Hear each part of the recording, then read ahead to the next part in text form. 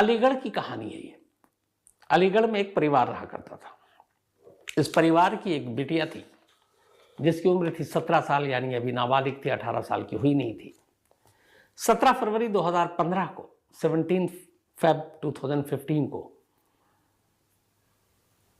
ये लड़की अपने घर से मंदिर गई जल चढ़ाने के लिए। उसके बाद घर नहीं लौटी। घर वालों ने ढूंढा।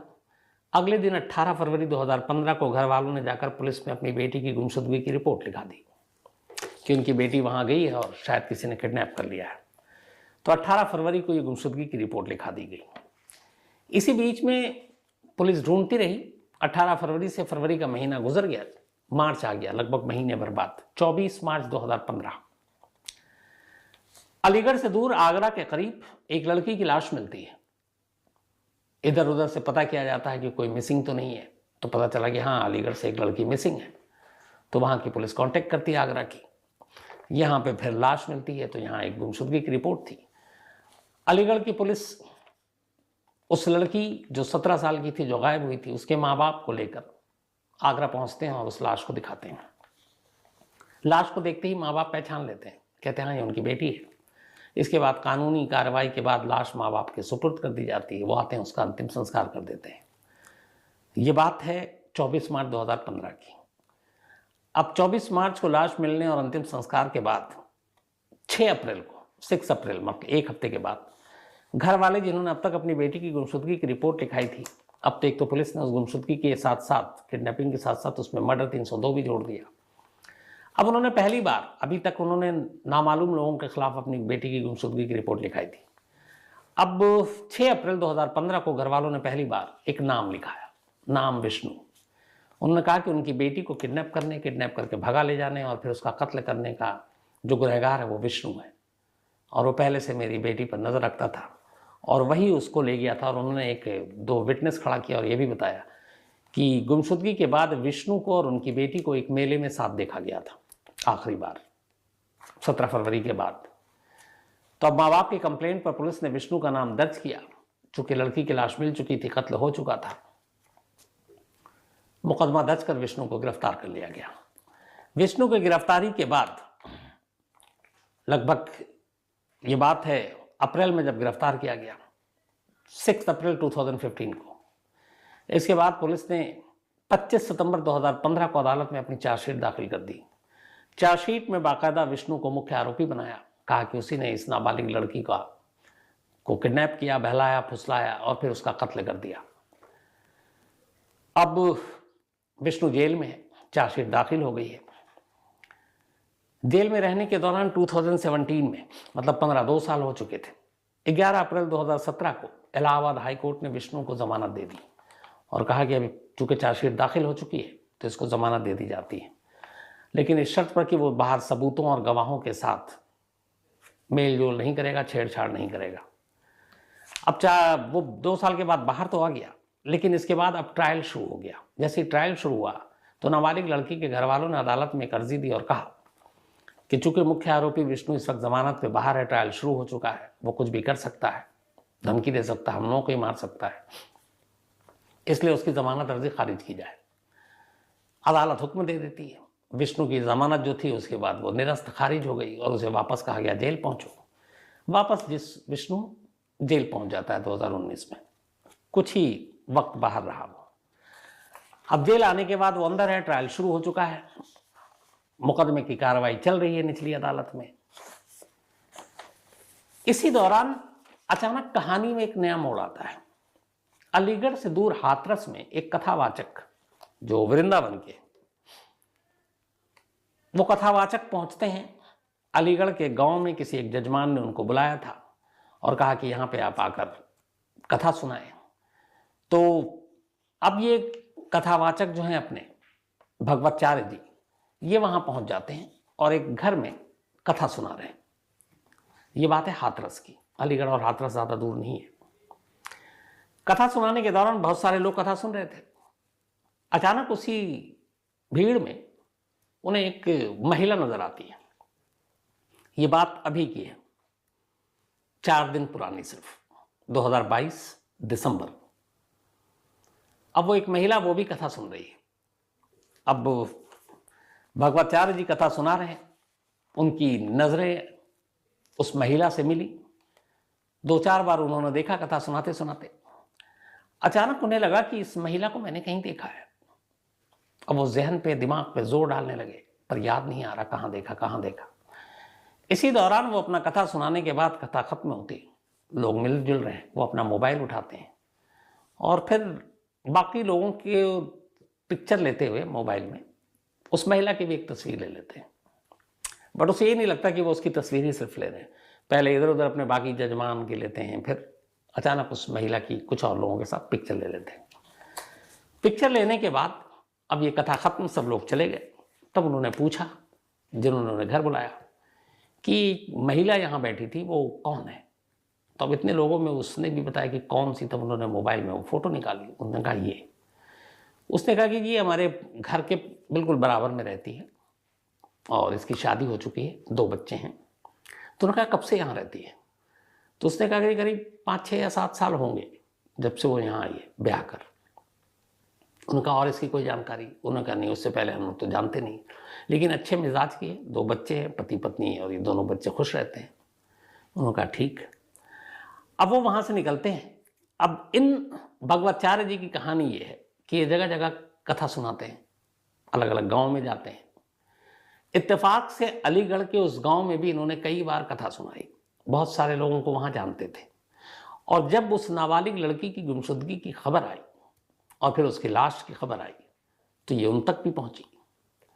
और इत्तेफाक से वो उस लड़की के घर वालों को भी जानते थे, उसके पिता को भी जानते थे और उस लड़की से मिल चुके थे कई बार कथा वथा के दौरान। तो उन्हें उस लड़की का चेहरा याद था जब वो 17 साल की उम्र की थी। अब 7 साल लगभग हो चुके थे, क्योंकि 2015 में वो मिले थे और अब 22 था, तो 17 और 7 लगभग 23-24 साल हो गए उम्र लड़की की। लेकिन 7 साल में उसके चेहरे पे ज्यादा फर्क नहीं आया, लुक वैसे ही था। तो उन्हें वो कहानी, वो घटना याद थी उसकी गुमशुदगी की और फिर लाश की बरामदगी की। अब वैसी हूबहू एक लड़की उन्हें एक हाथरस में दिखाई दे रही है, इसलिए उन्होंने फोटो खींचा। अब इसके बाद उन्होंने कहा कि अगर ये वही लड़की है तो उसी की फैमिली को दिखाना गड़बड़ हो जाएगा, हो सकता है फिर वो लोग उस लड़की को गायब कर दें। ये उनका दिमाग चल रहा है, तो फिर क्या करें, पुख्ता कैसे यकीन करें। तो उन्होंने पता किया कि इस लड़की के कत्ल और गुमशुदगी के इल्ज़ाम में कौन जेल में है। तो पता चला विष्णु जेल में। तो विष्णु का परिवार कहाँ है। तो इन्होंने अपने लोगों के जरिए विष्णु की माँ सुनीता तक पहुंच बनाई, सुनीता को ढूंढ निकाला। सुनीता का इकलौता बेटा है विष्णु। अब वहां तक पहुंच बनी, उसके बाद सुनीता से इन्होंने कहा कि मुलाकात करनी है। अब भगवताचार्य जी के बाद सुनीता को लाया गया, वो आई, उन्होंने तस्वीर दिखाई। उन्होंने कहा कि इस महिला को जानते हैं। उसने कहा ये तो वही नाबालिग लड़की है जिसके कत्ल के इल्ज़ाम में मेरा बेटा पिछले 7 साल से जेल में है। उन्होंने कहा पक्का। मैं कहा हाँ।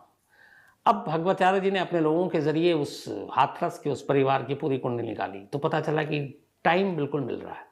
7 साल से ही वो यहाँ है और जिस फरवरी के महीने में गायब हुई उसी फरवरी के महीने में यहाँ आई थी। सारी चीज़ें जब मिली तो फिर भगवताचार्य जी जो थे सुनीता को लेकर एसएसपी के पास पहुंचे अलीगढ़ के, और उन्होंने कहा कि आपके यहाँ एक केस है, उस केस में एक लड़की किडनैप हुई, फिर उसका कत्ल हुआ और उस सिलसिले में विष्णु नाम का एक लड़का जेल में है, लेकिन जिस लड़की का कत्ल हुआ वो जिंदा है, मुर्दा नहीं है।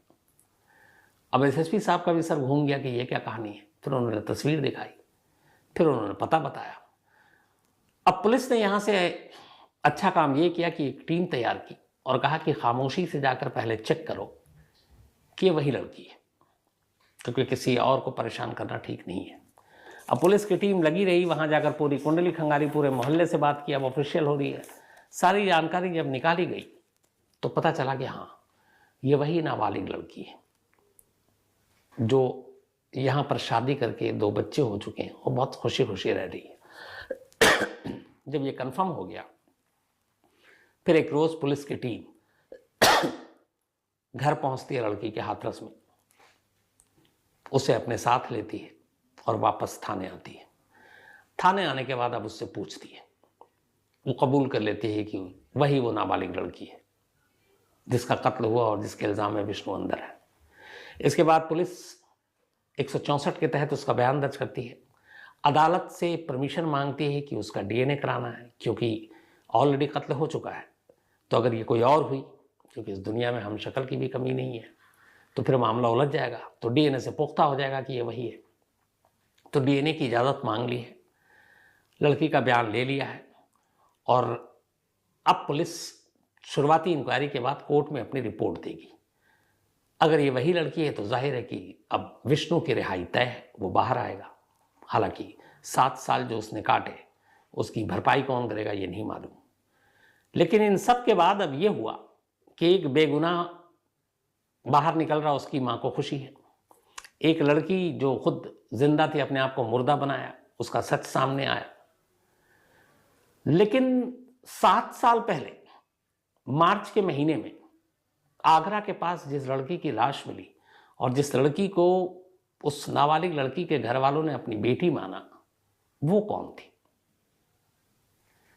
चूंकि उस वक्त ये केस क्लोज हो गया, घर वालों ने मान लिया कि उसी लड़की की लाश है, तो उन्होंने जांच नहीं की। लेकिन अब चूंकि कहानी में ये ट्विस्ट है, तो अब फिर से आगरा पुलिस, अलीगढ़ पुलिस, इनको ये अब तफ्तीश करनी होगी कि 7 साल पहले मिली वो लाश किसकी थी। क्या उसका कत्ल इसी मकसद से किया गया, या फिर वो किसी और लड़की की लाश थी और कहीं से इन लोगों ने देखा और घर वालों ने कह दिया कि हाँ हमारी बेटी है। तो वो इत्तेफाक था या साजिश, अब इसका भी खुलासा होना है। लेकिन अब पूरी कहानी में सबसे बड़ा ये है कि ये घर वालों ने या फिर उस लड़की ने अपने आप को मुर्दा क्यों करार दिया। तो इस लड़की को एक लड़के से प्यार था जो हाथरस में रहता था। उसे मालूम था घर वाले शादी करेंगे नहीं, तो क्या करें। तो उसने फिर ये प्लान बनाया कि वो भाग जाएगी, और वो लड़की भागी। भागने के बाद अब चूंकि विष्णु 1-2 बार मिला होगा, तो उन्होंने विष्णु का नाम डाल दिया। और विष्णु थोड़ा सा ये था कि उसका कुछ मारपीट और इन चीज़ों में भी नाम रहा करता था, उसकी इमेज अच्छी नहीं थी, तो आसानी से नाम डाल दिया और पुलिस ने भी आसानी से यकीन कर लिया। और उसके बाद वो भागकर अपना वहाँ शादी करने लगी।